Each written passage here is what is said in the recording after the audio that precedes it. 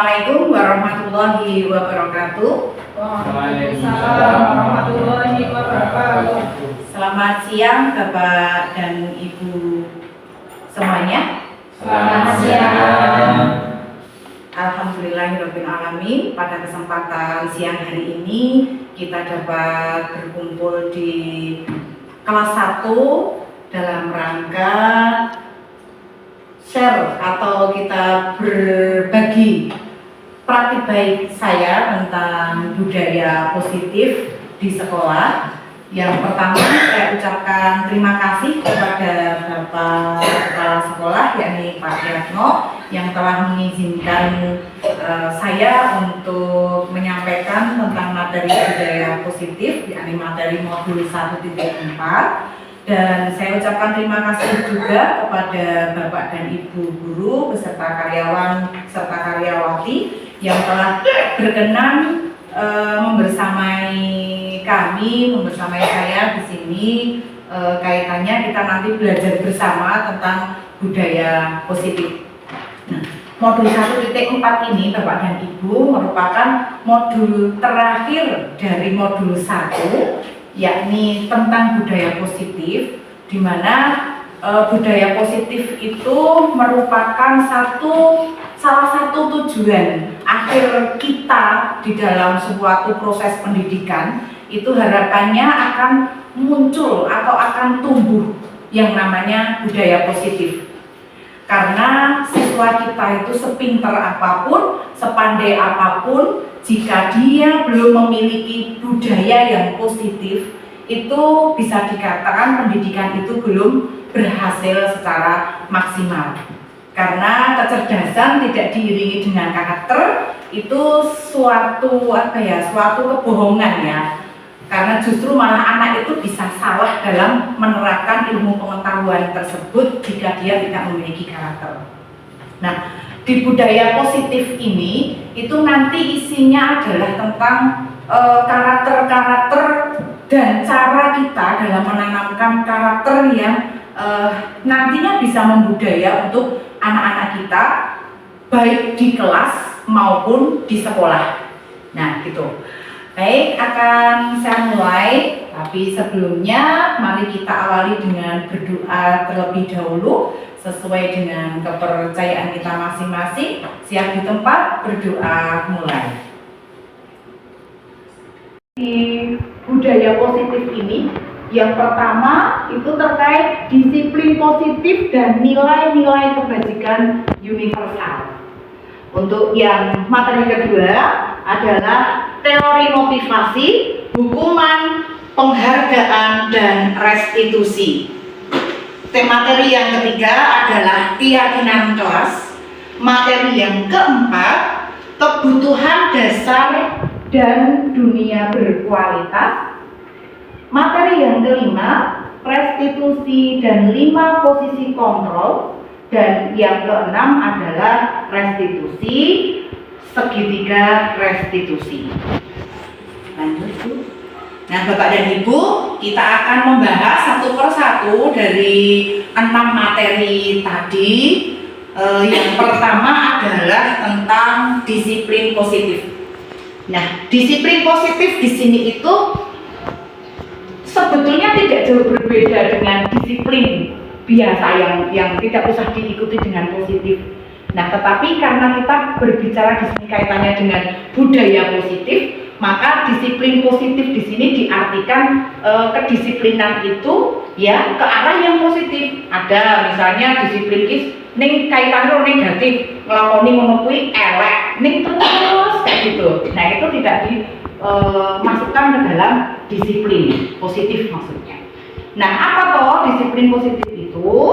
Disiplin positif adalah suatu bentuk kepatuhan terhadap keyakinan pada nilai-nilai kebajikan universal yang dilandasi motivasi internal. Gitu. Jadi di sini setiap manusia itu diharapkan punya kepatuhan. Kita itu ada kepatuhan terhadap keyakinan pada nilai-nilai kebajikan universal. Nah, Kebajikan universal di sini apa saja? Nah, nilai-nilai kebajikan universal itu sangat banyak ya Bapak dan Ibu. Nanti di bawah akan kita bahas. Akan tetapi minimal kita paham dengan ternyata disiplin positif itu merupakan satu kepatuhan terhadap keyakinan pada nilai kebajikan universal, bukan kepatuhan terhadap peraturan. Jadi bukan peraturan di sini, tetapi keyakinan pada nilai-nilai kebajikan universal yang dilandasi motivasi internal. Internal itu berarti bersumber pada hati nuraninya, berawal dari dia paham tentang keyakinan pada nilai kebajikan, kemudian dia itu punya greget, punya keinginan kuat. Dia itu merasa bahwa aku dengan menaati keyakinan yang aku yakini itu aku nanti akan berharga gitu loh. Jadi dia itu menghargai dirinya sendiri. Itulah motivasi internal. Nah, jadi di sini disiplin positif itu bertolak belakang dengan ketidaknyamanan, dan disiplin positif itu bertolak belakang dengan hukuman. Nah, kalau selama ini mungkin kita terkadang masih berpikir dengan hukuman kita itu bisa mendisiplinkan anak. Nah, tetapi untuk disiplin positif, nah itu tidak. Ternyata hukuman itu bermusuhan, bertolak belakang dengan disiplin. Hukuman bertolak belakang dengan disiplin positif. Boleh lanjut, Bu? Kemudian ini tadi yang saya sampaikan tentang nilai-nilai kebajikan universal. Nah, nilai-nilai kebajikan universal itu kenapa kok dianggap kebajikan universal? Karena di sini itu nilai kebajikan universal itu dipandang bahwa nilai kebajikan itu umum. Manusia di seantero jagat, di sudut manapun menilai bahwa kebajikan ini itu positif gitu. Nah, di sini contohnya ya, makna dari nilai kebajikan universal itu sifat-sifat manusia yang merupakan tujuan yang ingin dicapai setiap individu manusia itu sendiri. Nah, itu nilai kebajikan universal. Nah, apa contohnya? Satu, typo ini ya, 11. Satu, beriman dan bertakwa serta berakhlak mulia. Yang kedua, berkebinekaan global. Yang ketiga, gotong royong. Yang keempat, mandiri. Yang kelima, kreatif. Yang keenam, bernalar kritis. Yang ketujuh, tanggung jawab. Dan yang kedelapan, kejujuran. Nah, di sini mengapa kok saya memasukkan 8 contoh nilai kebajikan di sini? Karena kita institusi pendidikan yang saat ini kita sedang berada dalam satu tahapan kurikulum merdeka, di mana kurikulum merdeka itu kan punya satu ikon positif, yakni profil pelajar Pancasila.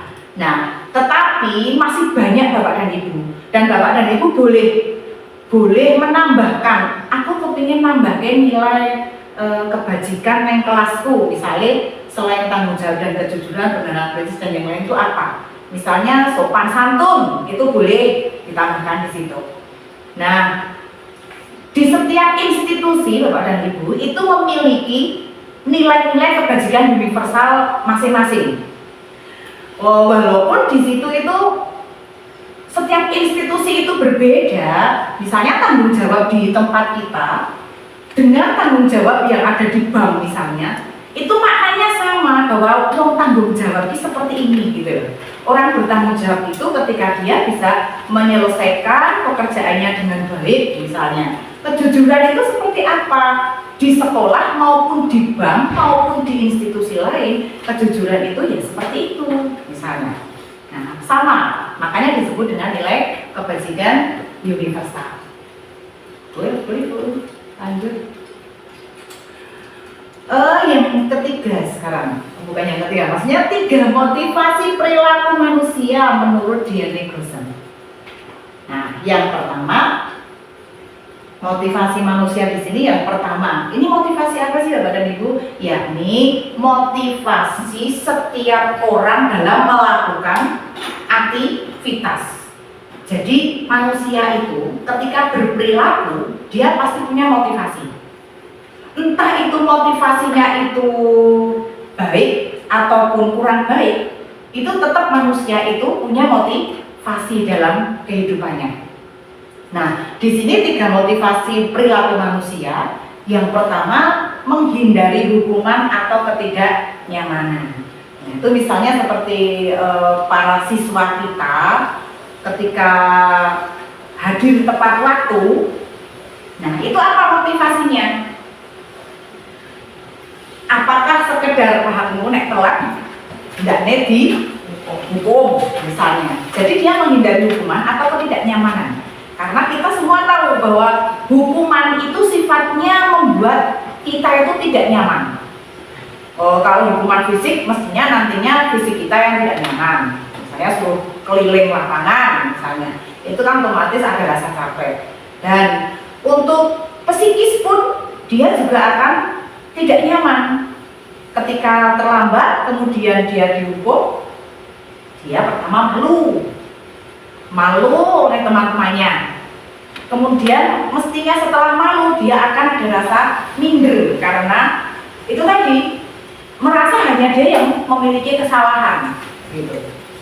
Nah, di sini maka dikatakan bahwa perilaku menghindari hukuman atau ketidaknyamanan ini merupakan perilaku dengan tingkatan terendah, yakni dia termasuk motivasi eksternal. Motivasi eksternal itu berarti dari luar, ya, dari luar. Tidak karena keinginannya sendiri yang ingin taat atau disiplin terhadap keyakinannya.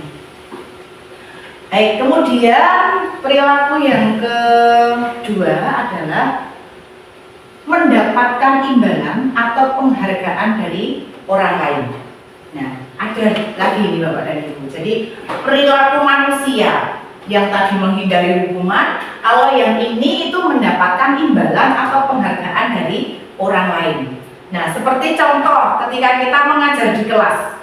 Nah, mengajar di kelas, anak-anak kita itu ketika kita mau berikan hadiah, nah, siapa yang nanti bisa selesai paling dulu, nanti Pak Guru atau Bu Guru beri bintang emas misalnya.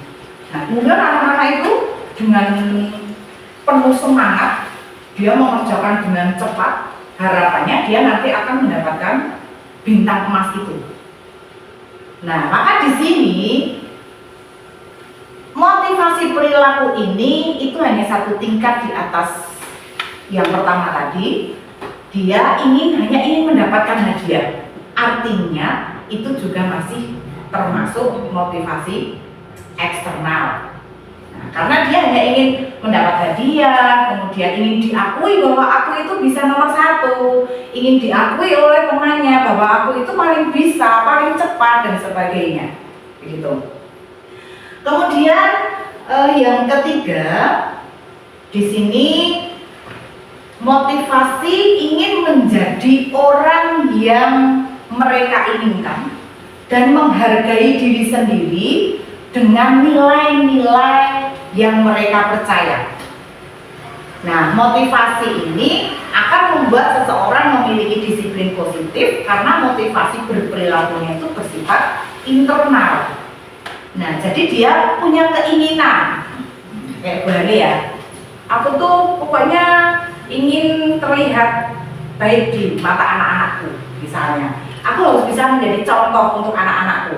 Anakku kudunya iso ngene. Nah, dengan Bu Ani itu memiliki motivasi seperti itu, artinya Bu Ani itu sudah memiliki motivasi internal sebagai teladan untuk putranya di rumah. Nah, untuk kita sebagai bapak dan ibu guru, itu ketika kita melakukan satu kegiatan positif dengan tujuan untuk memberikan keteladanan kepada putra-putri kita di sekolah, itu juga sudah termasuk dalam perilaku dengan motivasi internal di sini. Baik, dilanjutkan tuh. Cara mendisiplinkan murid. Nah, ini cara tempo dulu ini masih ada ya di sini. Anggapannya adalah hukuman, konsekuensi dan restitusi. Di sini hukuman itu masih dianggap bisa mendisiplinkan murid. Tapi benarkah itu? Nanti kita lihat Bapak dan Ibu. Hukuman itu seperti apa kok? Dia bersifat tidak terencana atau tiba-tiba. Jadi nanti kita bisa membedakan ya seperti apa hukuman, konsekuensi dan restitusi. Bersifat tidak terencana atau tiba-tiba. Kemudian murid tidak tahu apa yang akan terjadi dan tidak dilibatkan sehingga bersifat satu arah, yakni dari guru ke murid. Itu. Jadi kita bisa membedakan sing tak yakin bocah kuki termasuk hukuman atau konsekuensi. Nah, kadang antara hukuman dan konsekuensi itu perbedaannya tipis. Kalau kita belum paham, perbedaannya tipis. Kemudian untuk konsekuensi, bentuk penegakan disiplin yang sudah terencana atau sudah disepakati. Nah, jadi sudah ada pembahasan dan sudah disetujui oleh murid dan guru. Guru ki wis rembugan karo murid. Wis wis kesepakatan, yuk nah ini gawe peraturan. Nah, biasanya hubungannya dengan peraturan konsekuensi itu Bapak dan Ibu. Peraturannya apa? Misalnya mengerjakan tugas tepat waktu. Nah, nek sing tepat waktu, mengko apa konsekuensinya? Kadang kita bilangnya apa hukumannya, tapi yang betul itu apa konsekuensinya? Oh, nulis jawaban P10 misalnya. Menulis jawaban 10 kali kalau tidak tepat waktu. Nah, ketika ada satu anak yang melakukan pelanggaran terhadap peraturan tersebut, sehingga anak tersebut tidak perlu sampai guru itu, yuk wes ini tidak, cukup ditanya bagaimana konsekuensinya.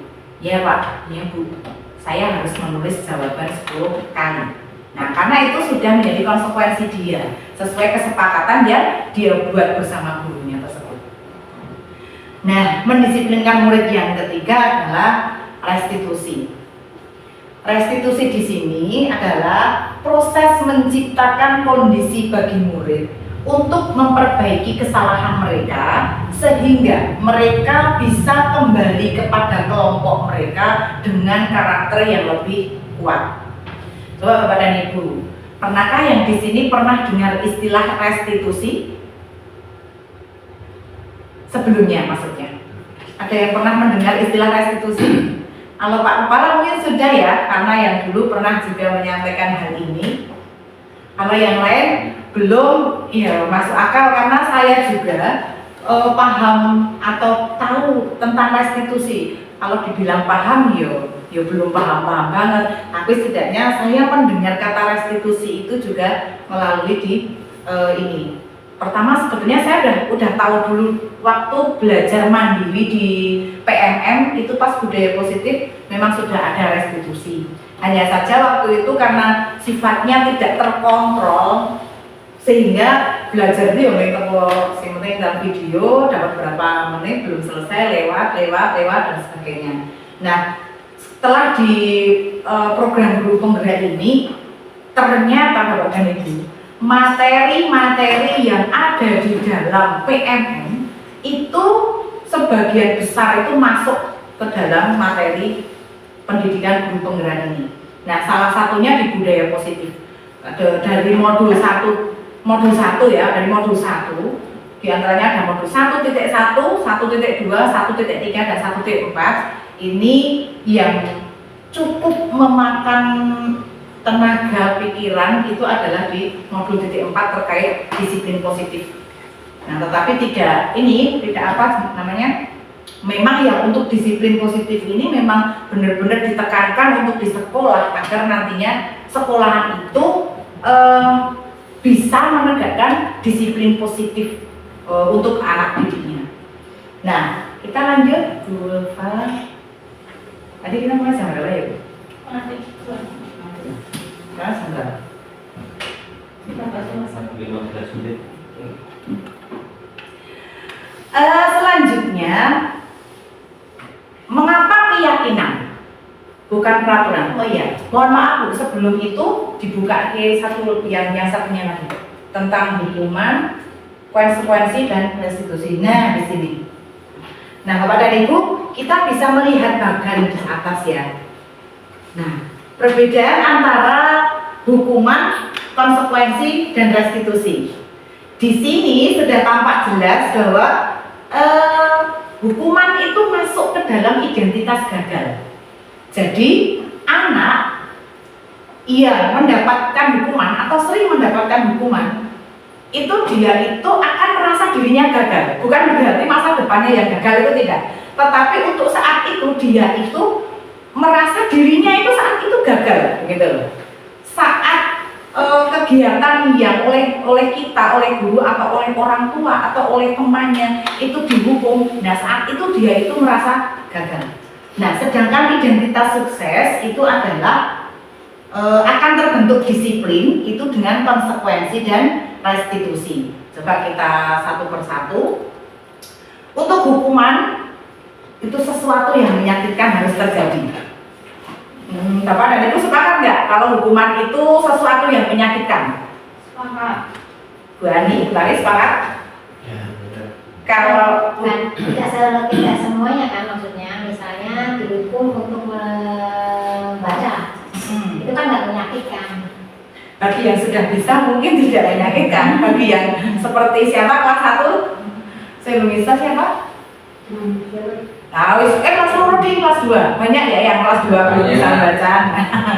Gurunya menjawab banyak. Nah, itu kalau yang belum bisa mungkin ya sakit. Oh, kancan wis mulai mulai misalnya.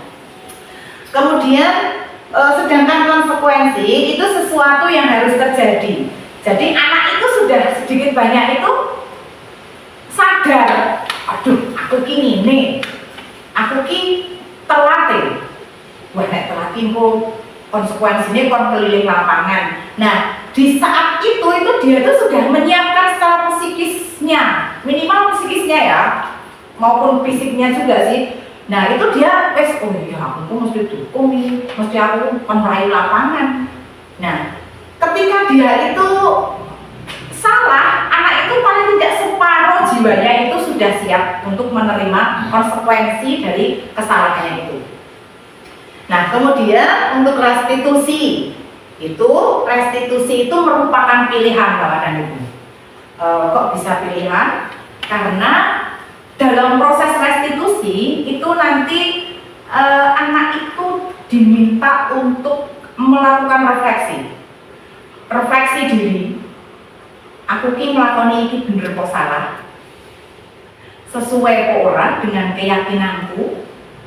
Kemudian setelah oh iya tidak sesuai, terus solusi apa atau gagasan atau ide apa yang harus aku lakukan untuk menyelesaikan masalahku tadi. Nah itu dia akan menyadari secara internal. Walaupun proses itu mestinya juga lama, nggak hanya sekali dua kali bisa. Kemudian hukuman itu tidak nyaman untuk murid atau anak untuk jangka waktu yang panjang. Gimana itu ya? Tidak nyaman untuk murid atau anak untuk jangka waktu yang panjang. Nah, atau mau streaming dulu biar nggak ngantuk? Mau. Ya, silakan Bapak dan Ibu berdiri dulu. Berdiri dulu, silakan. Semua punya partner? Oh, yang tidak punya partner, boleh ya? Tapi nggak ngantuk. Baik, sekarang silakan Pak Noren nanti nunggu partnernya datang. Nah, untuk yang punya partner silakan berpartneran. Misalnya Bu Ulfa dengan Pak Budi, Bu Susi dengan boleh bersama dengan Pak Arne, Pak Kepala dengan Pak Bos. Oke, selesai kok demikian sidik nih Yora, aku demikian. Silakan kalian melakukan switch perkalian dengan teman Bapak dan Ibu. Nah, contoh. Orang menekui saya ini, misalnya ini contoh. Ini perkalian, jadi aku 1, kamu 2. Nah, duluan, 2 kali 1 berapa? Oh gitu. Nah, duluan. Nek misalnya lebih dulu. Boleh nggak? Boleh. Boleh tidak? Ya boleh. Aku mau ngomong kali. Nah, lebih dulu mana? Nanti kalau sudah, silakan cari teman yang menang. Sing menang boleh sing menang, sing kalah boleh sing kalah. Silakan. 1, 2, 3.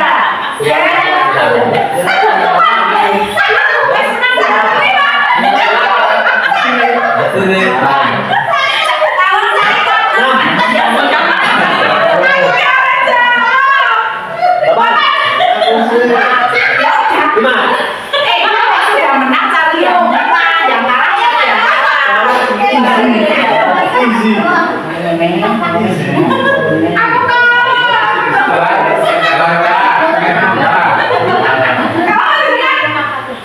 Aku Aku seri. Kamu langsung banget.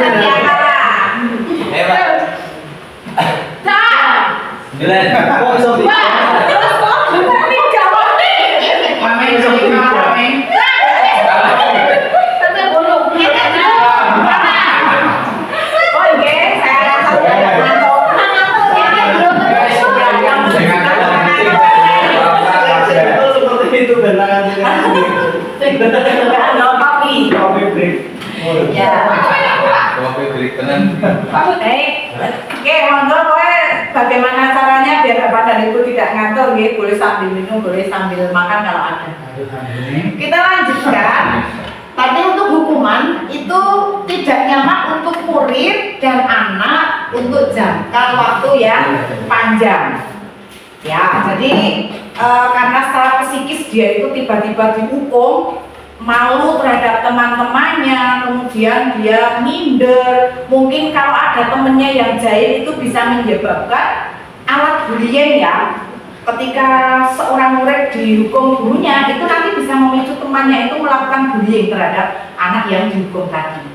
Nah, sedangkan konsekuensi itu tidak nyaman, tetapi jangka waktunya pendek. Nah, ya hanya saat dia dihukum saja.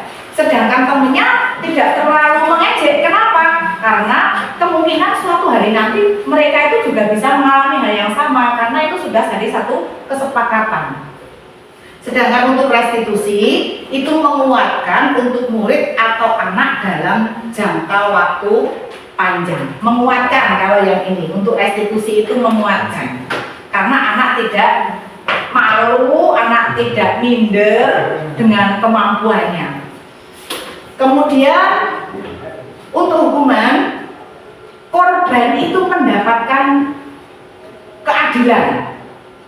Korbannya di situ dalam tanda kutip ya, Bapak dan Ibu, korban itu mendapatkan keadilan. Keadilan maksudnya gimana di situ? Ayo, dia misalnya salah itu oleh hukuman. Nah, itu kan otomatis adil untuk yang tidak salah. Ya. Kemudian sedangkan konsekuensi korban itu bisa diabaikan. Sedangkan untuk restitusi korban itu mendapatkan ganti. Gantinya apa? Sebuah kekuatan diri tadi, dia akan lebih kuat kembali ke temannya. Kemudian untuk hukuman itu murid itu akan tersakiti, sedangkan konsekuensi murid itu dibuat tidak nyaman, sedangkan restitusi murid akan mendapat penguatan. Kita cepat saja. Selanjutnya untuk hukuman, perilakunya itu nanti akan dari pasif ke agresifnya meningkat. Maksudnya ketika anak tadi itu DEI bocah pasif, tapi setelah dia mendapatkan hukuman dari guru, itu dia itu tidak akan kemudian dia menjadi anak yang disiplin, tidak, tapi dia malah akan jadi lebih agresif. Mungkin kalau kita sekarang punya anak kelas 2 ya, semakin dihukum, Rendra itu semakin bising, Radit, terus siapa lagi? Nah, dia ketika dihukum itu akan semakin agresif, bukan semakin landai, semakin menurut itu ya, tapi semakin agresif. Terus untuk konsekuensi penguatan hanya bertahan dalam jangka waktu pendek. yo ning sedelo wae dhewek ning mali, ning kowe iso dibalik mulih. Nah, sedangkan untuk restitusi itu masalah bisa terpecahkan. Kemudian untuk hukuman, sistem tidak akan berjalan bila murid itu tidak takut. Nah, karena biasanya gini kan, nah kita itu ngukum seorang guru itu hukum jangan buat saya ketawa ya.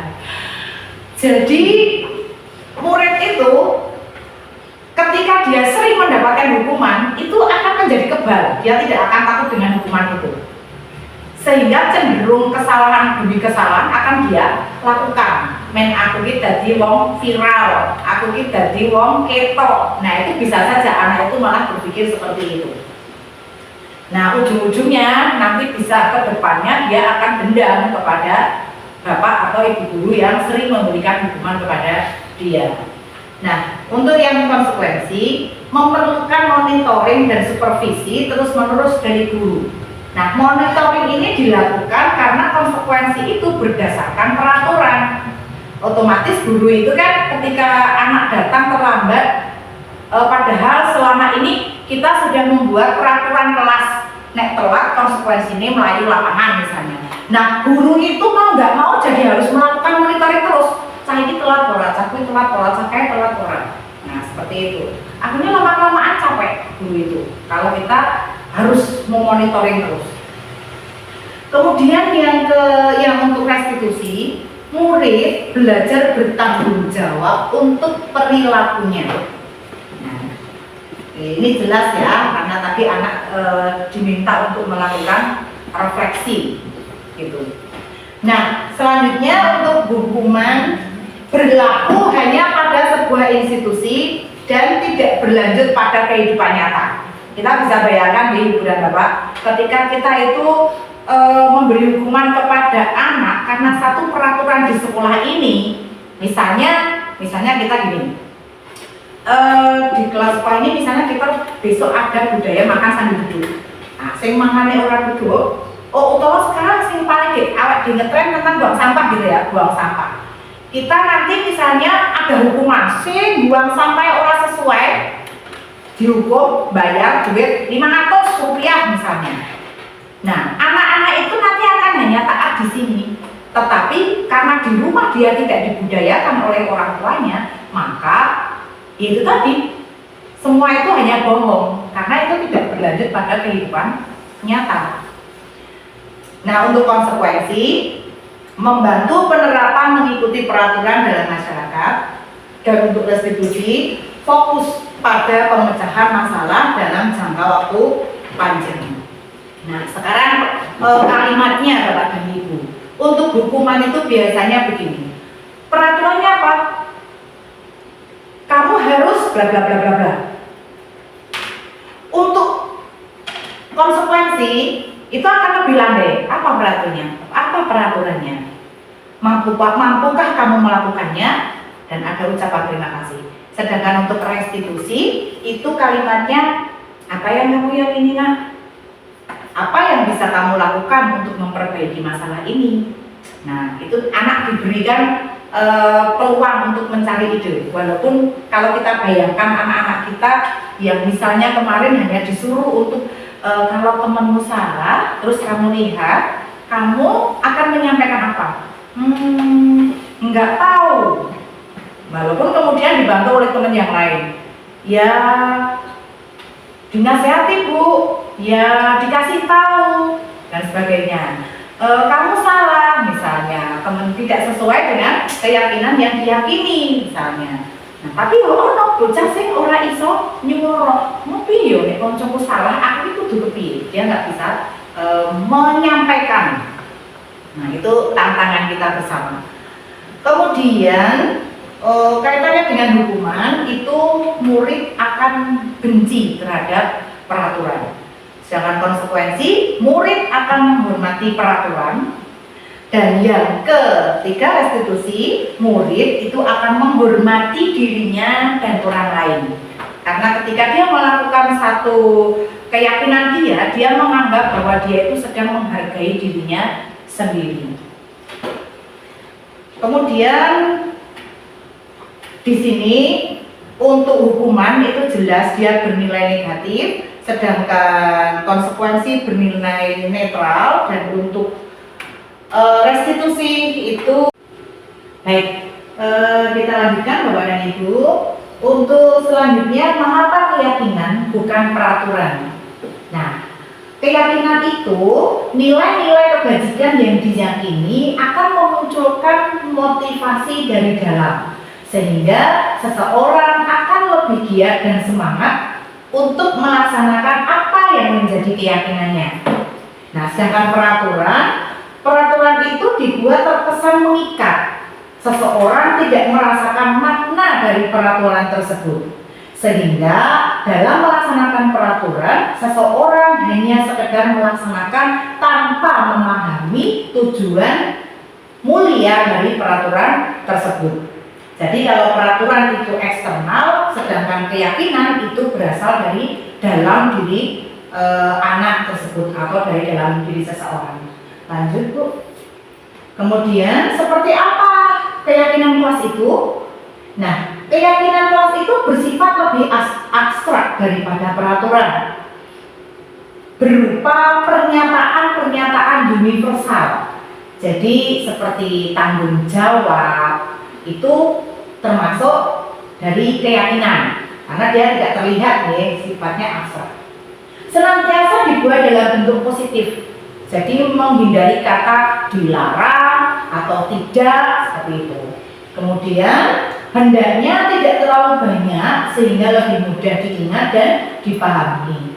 Yang selanjutnya, semua warga kelas hendaknya ikut berkontribusi dalam pembuatan keyakinan melalui curah pendapat. Kita wajib Bapak dan Ibu mengajak siswa-siswi kita itu untuk melakukan pembentukan keyakinan kelas itu. Jadi nggak boleh guru yang membuat, guru sendiri maksudnya, harus melibatkan siswa. Dan yang terakhir, keyakinan kelas itu bersedia meninjau kembali keyakinan dari waktu ke waktu. Baik, lanjut Bu.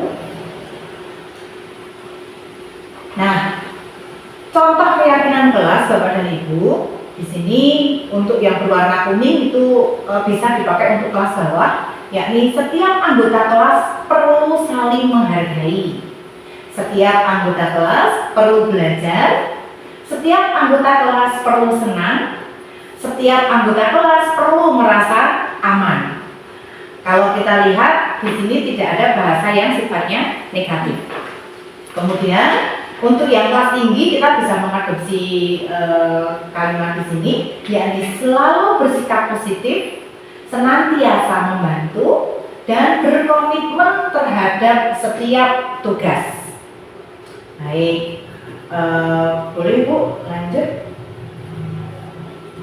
Nah, 5 kebutuhan dasar manusia menurut Dr. William Blaser. Bapak dan Ibu, setiap manusia dalam tubuh itu membutuhkan berdasarkan kebutuhannya untuk melakukan pemenuhan kebutuhannya.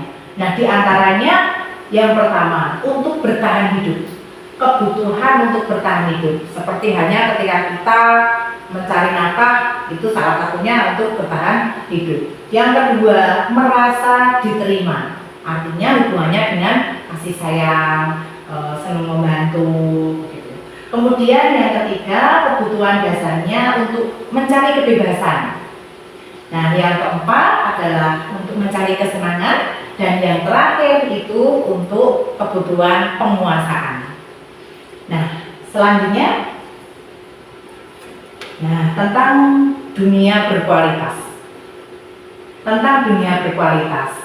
Apa Bapak dan Ibu dunia berkualitas itu?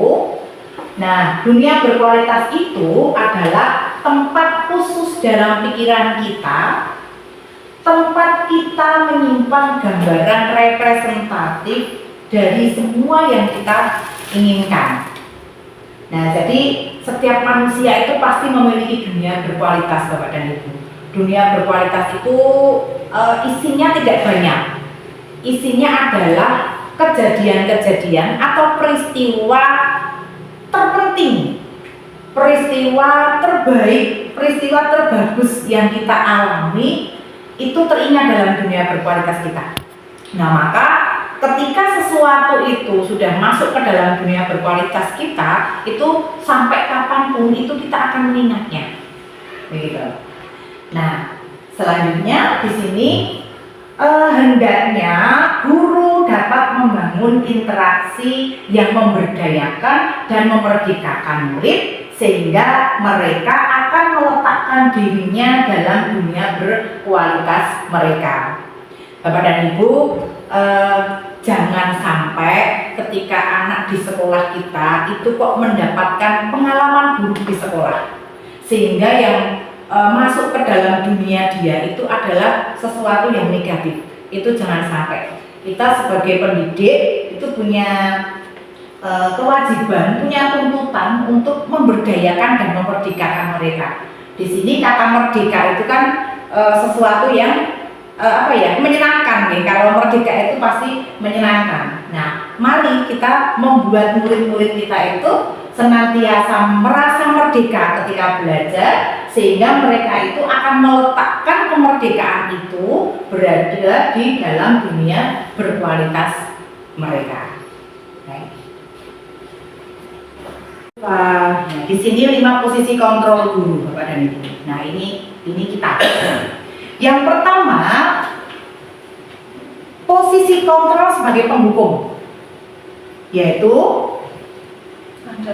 nada suaranya tinggi. Ini ciri-cirinya. Dia sambil melotot, menghardik, menunjuk-nunjuk, kemudian menjadikan murid itu bisa dendam dan bersikap agresif. Karena itu tadi, semakin kita menghukum anak itu nanti bisa anak itu menjadi agresif. Nah, kita di sini mau kontrol bocah, supaya ini bocah kuwi disiplin, bocah kuwi ngerti aturan. Nah, tetapi ya gue mau kalau kita itu menggunakan posisi kontrol sebagai penghukum, nanti konsekuensi kita itu mempunyai murid dendam dan bersikap agresif. Nek dendamnya cah SD mungkin masih bisa bisa terkendali. Kalau kita melihat di sosmed itu dendam cah SMA itu sudah lebih parah, sampai dia menggunakan parang, wong tuane melintang gurune, bisa saja pit montore guru digembeske dan sebagainya. Kemudian posisi kontrol yang selanjutnya yaitu pembuat rasa bersalah. Nah, biasanya tipe guru yang menggunakan posisi kontrol pembuat rasa bersalah itu nada suaranya itu memelas, sedih, tubuhnya merapat pada anak. Nah, itu merasa bersalah. Nah, nanti ada contohnya di bawah. Nah, itu nanti akan menjadikan murid itu merasa bersalah karena mengecewakan gurunya. Kemudian merasa gagal karena dia itu tidak bisa membahagiakan orang lain. Nah, itu. Kemudian posisi kontrol selanjutnya adalah sebagai teman. Ciri-cirinya seperti apa? Nada suara ramah, akrab, dan bercanda, serta mata dan senyum itu jenaka. Nah, di sini apa yang akan kita dapatkan dengan perilaku ini? Murid itu senang, tetapi dia itu akan sangat tergantung dengan guru tersebut. Nek ora ono gurune kuwi, ya engko sak geleme dhewe. Kalau sebagai teman. Nah, kemudian posisi kontrol yang keempat adalah pemantau. Nah, biasanya pemantau ini hubungannya dengan peraturan, Bapak dan Ibu. Aturannya datang, bahasa tubuhnya itu formal. Murid memahami konsekuensi, tetapi tetap tidak nyaman, sehingga guru itu harus selalu memantau siswa tersebut. Karena dari ketidaknyamanan itu dia berpotensi untuk mengulangi lagi. Maka di sini guru harus memantau siswa tersebut. Yang selanjutnya posisi kontrol yang kelima adalah manajer. Nada suaranya tulus, bahasa tidak kaku, dan dia mendekat ke murid. Nah, murid akan tahu dia salah dan akan mencari solusinya sendiri. Lanjut, Bu. Nah, inilah Bapak dan Ibu tentang segitiga restitusi. Nah, segitiga restitusi itu terdiri dari, karena namanya juga segitiga ya Bapak dan Ibu. Jadi dia ada 3 sisi di sini, ada 3 sisi. Nah, untuk menstabilkan identitas itu biasanya guru menyampaikan begini, berbuat salah itu tidak apa-apa. Nah, tapi kok nunggu ini? Kemudian tidak ada manusia itu yang sempurna. Bu guru juga pernah melakukan kesalahan seperti itu. Nah, kita bisa menyelesaikan masalah ini. Jadi bocah ini diyakinkan gitu loh, menstabilkan identitas dia. Jangan sampai identitasnya itu terpuruk gitu loh. Bapak dan Ibu tidak tertarik mencari siapa yang salah, tapi Bapak dan Ibu ingin mencari solusi dari permasalahan ini. Nah, kamu berhak merasa seperti itu. Ini biasanya untuk teman-teman yang sekiranya dia dibully sama temennya, kemudian dia memukul temennya sehingga temennya itu terluka misalnya. Nah, itu guru itu di dalam menstabilkan identitas boleh mengatakan seperti itu. Yo, kamu berhak merasa seperti itu karena mempertahankan harga diri itu penting misalnya. Nah, apakah kamu sudah menjadi teman yang baik untuk dirimu sendiri? Itu kalimat-kalimat dalam menstabilkan identitas bagi siswa-siswi kita yang bermasalah. Lanjut dulu Pak. Nah, untuk tahap yang kedua adalah memvalidasi tindakan yang salah. Nah, tahap restitusi yang kedua itu memvalidasi tindakan yang salah. Kalimatnya seperti apa?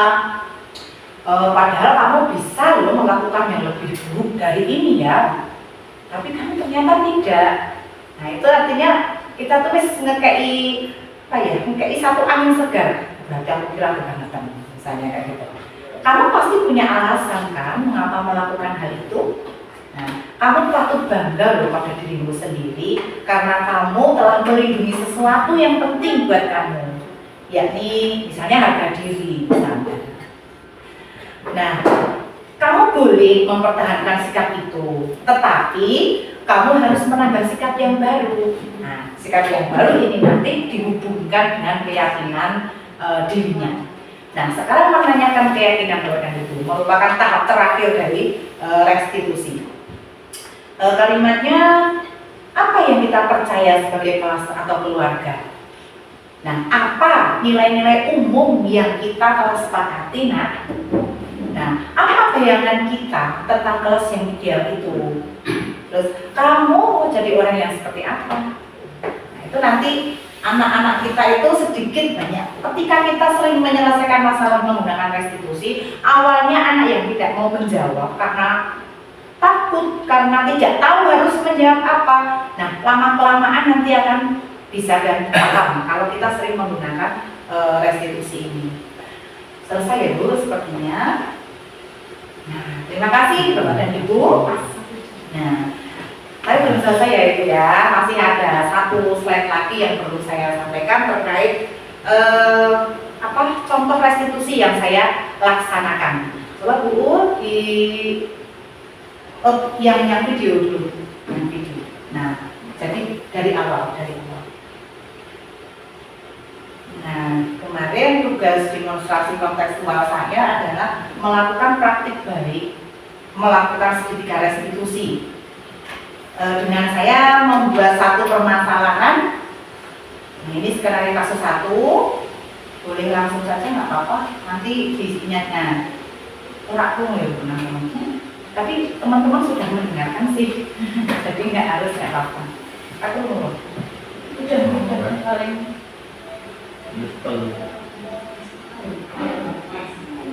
Nah, itu si hari ini yang tidak mengerjakan tugas karena malam harinya itu nonton yang ada di sini Kobro.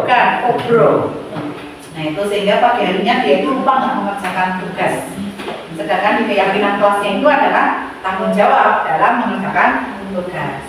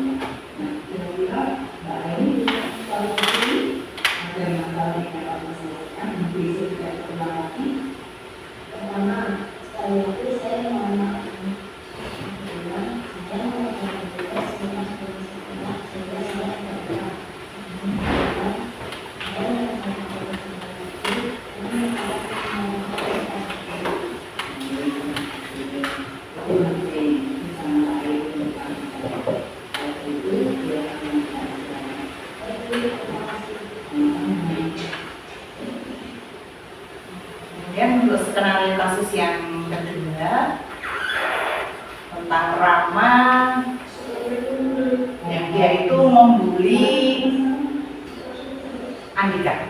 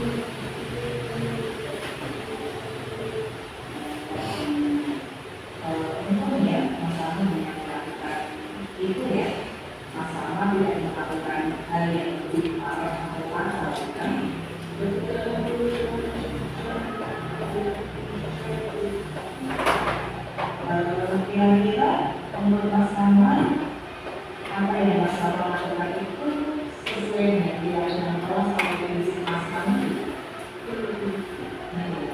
Karena apa? Keyakinan Allah atau kondisi Mas Rahman yang tidak sesuai dengan Mas Rahman.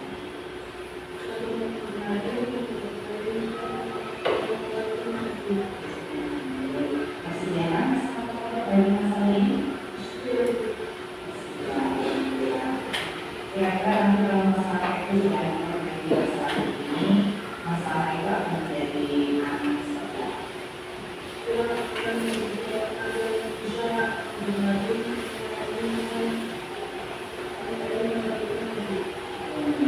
Jadi kalau masalah sudah menjadi anak yang seperti itu, kira-kira pasangan masalah bagaimana?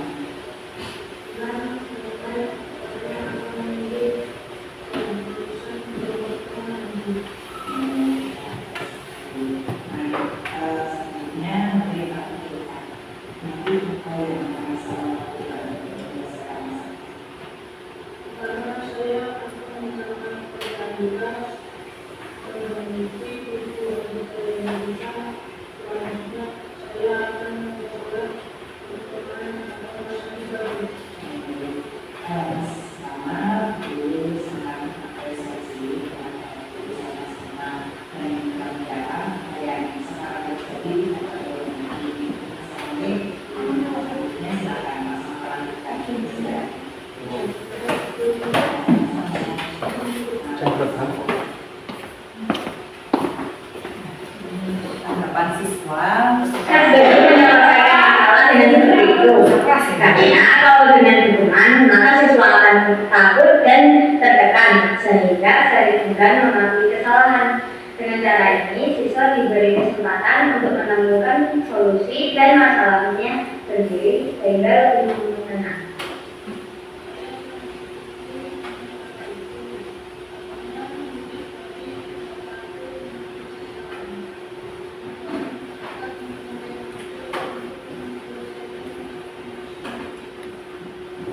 Terima kasih. Itu praktik saya pada itu dalam melakukan restitusi, dan mudah-mudahan nanti kita bisa bareng-bareng untuk anak-anak kita yang sering melakukan kesalahan atau bukan sering, sekali tempo melakukan kesalahan, kita bisa melakukan itu untuk anak-anak kita.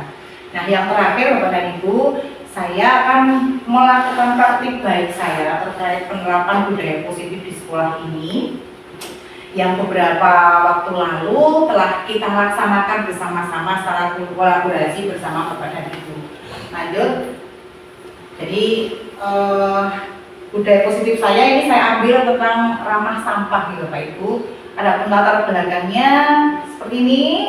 Lingkungan kita itu harus bersih, harus nyaman, karena itu harus akan mendukung kenyamanan siswa dalam belajar. Dan selama ini kita semua tahu siswa-siswi kita itu belum bisa tertib untuk membuang sampah, masih dicampur. Dan lagi ketika di tempat sampah sini ini sudah sesuai, tetapi ketika di akhir di TPA, di tempat pembuangan akhir, itu juga belum sesuai karena kita hanya memiliki satu tempat sampah. Nah, maka saya melakukan beberapa hal di sini. Tujuan saya melakukan praktik ini atau penerapan ini adalah terwujudnya siswa yang memiliki tanggung jawab terhadap kebersihan lingkungan sekolah. Yang kedua, terwujudnya kolaborasi warga sekolah yang solid dalam mewujudkan program ramah sampah. Yang ketiga, terwujudnya lingkungan sekolah yang bersih, indah, dan nyaman. Selanjutnya, untuk tolak ukur, yang pertama, siswa itu bertanggung jawab menjalankan keyakinan sekolah yang telah disepakati terkait kebersihan lingkungan. Yang kedua, siswa membuang sampah pada tempat yang sesuai yang telah disediakan. Yang ketiga, guru bersama warga sekolah bahu-membahu mewujudkan program ramah sampah. Dan yang keempat, lingkungan sekolah bersih, indah, dan nyaman.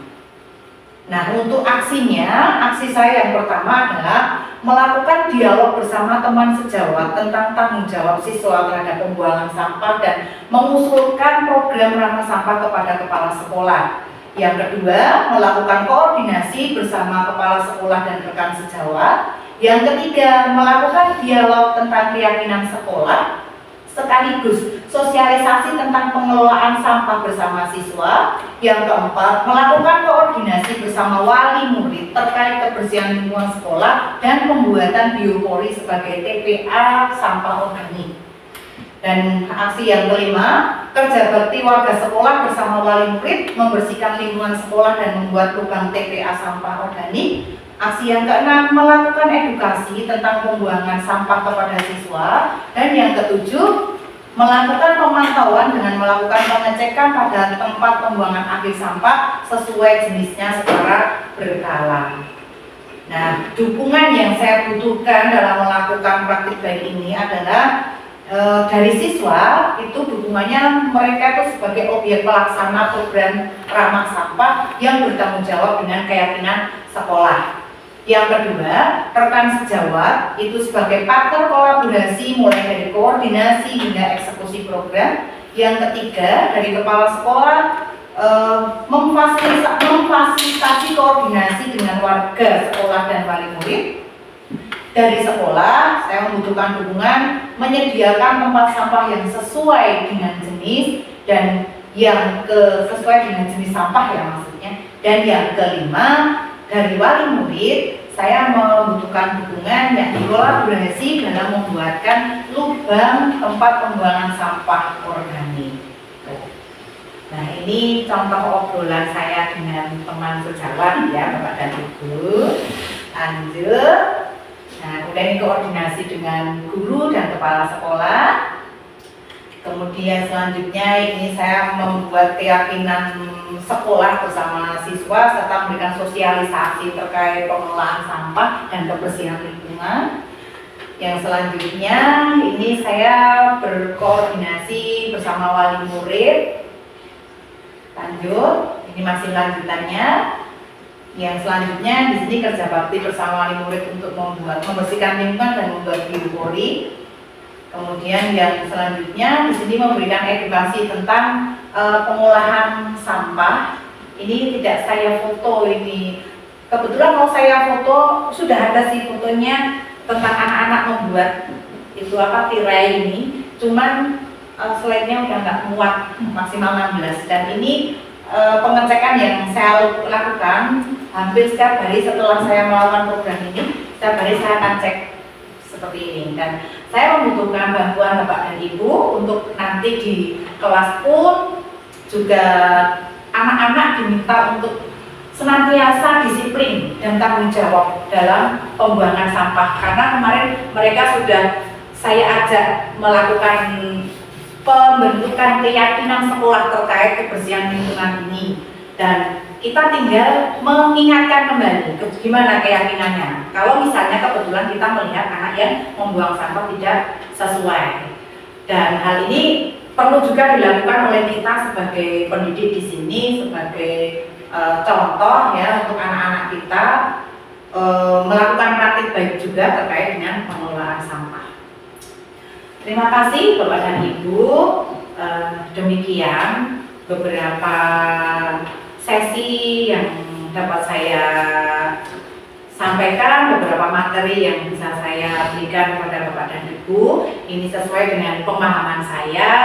Mungkin apa yang saya sampaikan ini banyak salah dan tentu saja banyak kurangnya Bapak dan Ibu. Mohon maaf yang sebesar-besarnya. Bapak dan Ibu bisa membuka di PMN-nya itu materi budaya positif itu sudah ada.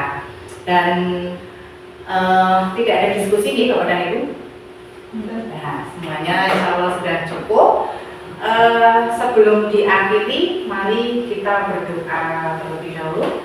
Siap di tempat masing-masing, berdoa mulai.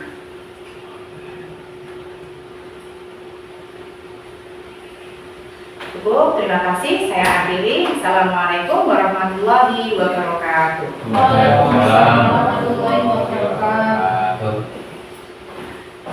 Dan Mas Bu.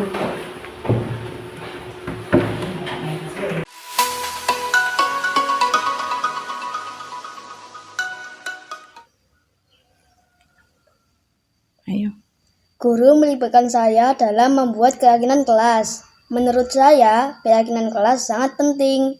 Kami sering mendiskusikan keyakinan kelas.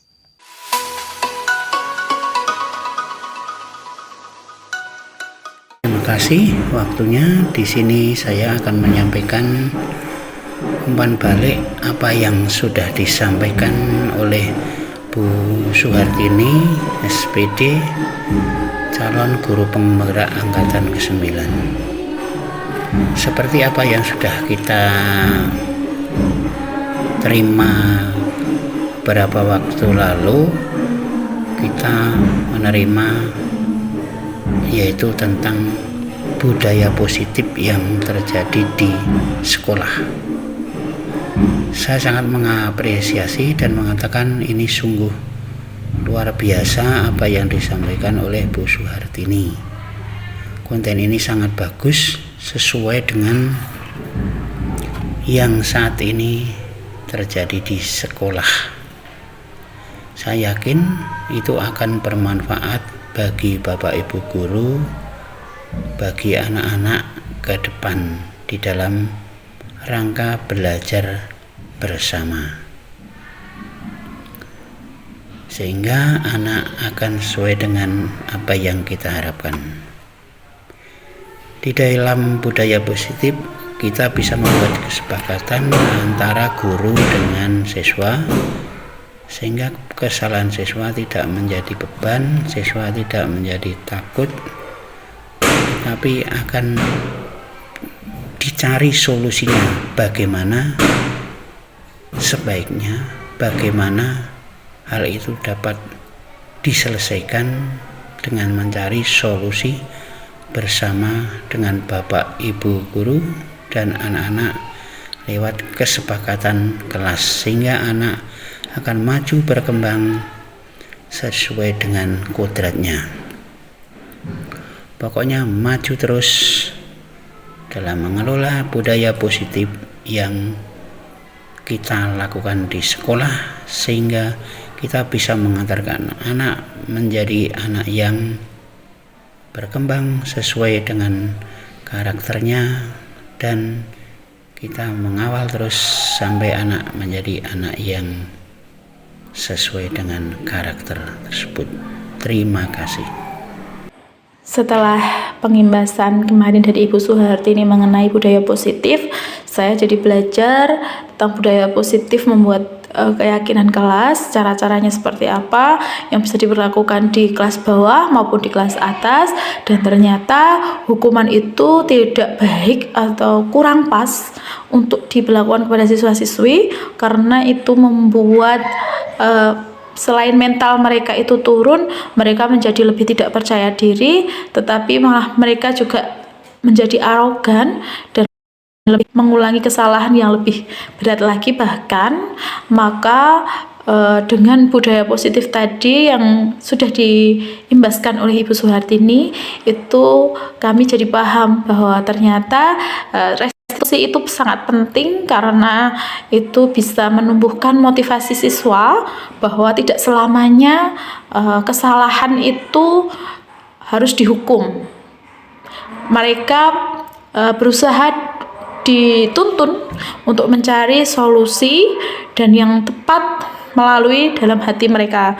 Nah, itu yang akan mereka tanamkan juga di dalam diri mereka sampai di masa depannya nanti, di masa yang akan datang mereka menjadi lebih bijak dalam mau melangkah dan menyelesaikan masalah karena mereka sudah paham bagaimana cara menyampaikan ketidaksetujuan dan bagaimana menyampaikan menyampaikan ide mereka seperti itu. Jadi saya sebagai pendidik yang diberi pengimbasan oleh Bu Suharti ini merasa terbantu atau merasa senang sekali menambah ilmu kami, dan kami akan melakukan budaya positif itu sedikit demi sedikit, dan kami akan terus berusaha, terus belajar untuk mengembangkan kemampuan kami dalam memahami siswa-siswi kami di sekolah. Terima kasih.